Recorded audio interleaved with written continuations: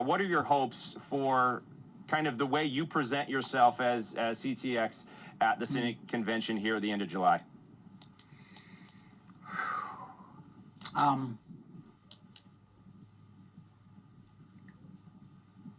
We are going in very humbly. It is as an institution that is no longer governed by the LCMS.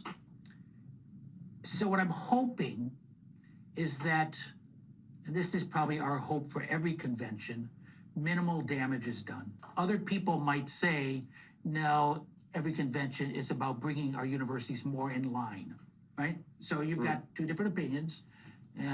We see it as, when I say we, I've seen it as fighting off more control. And so I'm hoping minimal damage is done. The greatest risk we face, the greatest risk the universities face is convention. Thank you, Mr. Chairman. I want to thank you for this opportunity to address the delegates. With me is Reverend Michael Newman, President of the Texas District, and Kristi Kirk, Provost at Concordia. We stand before you today as members of the Synod who love their church, love their Lord, and love the institutions and people we serve.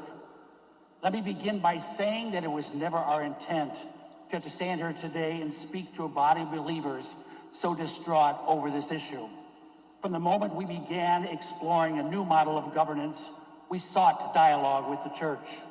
Where that has not happened, and where we might have contributed to the lack of constructive dialogue, we ask for forgiveness. Let me share three things. First, the decision made by the Board of Regents last November came about as a different view of how an institution should be governed. Our board saw grave concerns resulting from the proposed bylaws of the 703 committee. After 2 years of dialogue, debate, and discernment over the current and proposed governance bylaws, the board did what it believed was in the best interest of the school and the LCMS. You can be assured that each member of the board approached their decision-making process in a prayerful and Christ-filled manner. Second, this decision of governance was not in any way related to the concerns raised in President Harrison's report. The board's decision was made prior to the issuance of that report. And while we have concerns and disagreements with that report, we have also been able to learn from it and have put into action changes which strengthen our commitment to the confession of the LCMS. And third, as an institution who over the course of its history has remained committed to the confession of the church, Concordia continues to hold fast. Even as the Board of Regents remains the sole governing body of the institution, it commits itself to maintaining the confession that has shaped the school over its first 97 years. And finally, we would ask for your prayers as we navigate the road forward, working with the LCMS. Thank you. I think that was your last point, Don. Microphone 13. That is correct. Thank you. Okay, thank you. Thank you, Mr. Chairman. Note that the third point that Dr. Christian made was that the Board of Regents remains the sole governing body of the institution. That means Dr. Christian is maintaining the position that the actions of the Board of Regents, in directly contrary to our Constitution and bylaws, and in breaking itself from the governance of you as the delegates. He expressly confirmed that. That is precisely the nature of this resolution. It affirms the bylaws, it affirms the CCM opinion, it affirms that the actions taken by Concordia, Texas were wrong.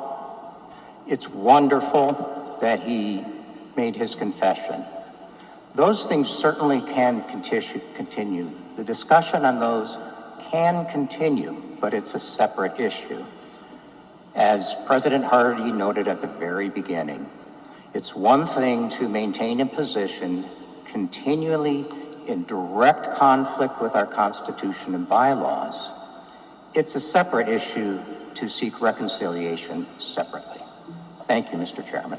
There's diversity of thought regarding 703. So your perspective on the 703 conversation. I want you to know, I have been out of that conversation for the last 5 months because we are no longer a part of the Concordia University system. Very good. We are attempting to differentiate ourselves from a very toxic governance system. In doing so, And others have tried before, and they've gotten either sucked back in or kicked out. In doing that differentiation, we are getting the abuse, right? I think our collegiality and our working together just to continuously improve. I think the discussions the last 6 months with the presidents and CUS has taken a huge step forward on that. I think the trust factor has only improved constantly. I think you're going to continue to see bad decisions being made governance-wise based on decisions that are made by others. Well, Tim, you know that in dysfunctional families, we're going to beat you up, and then when you try to walk away, we're going to pretend we love you. Oh, no. Right? All the time. And then once you're back, and those of us, those who cannot differentiate themselves will go running back. Over and over and over and over, back into the abuse. Weren't the bylaws, didn't the Board of Regents make the decision that they made at Concordia, Texas in response to a proposed bylaw change and governance change?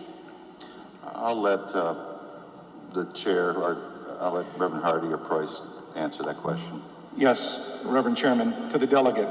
It was told to the Council of Presidents, of which I'm a member of, by President Newman, that this action was taken out of fear of what would transpire. That a resolution was voted on by the CUS to amalgamate Concordia, Texas into another university. President Newman was very clear at the Council of Presidents that this was their only action that they could take. I became the delegate from the COP to the CUS, and my first order of business was to ask the CUS, did this occur? Was there a vote to amalgamate Concordia, Texas? And the answer was no. Likewise, the Board of Directors never has voted on or moved to amalgamate Concordia, Texas, or take away from Concordia, Texas, its position in the church as a church's school.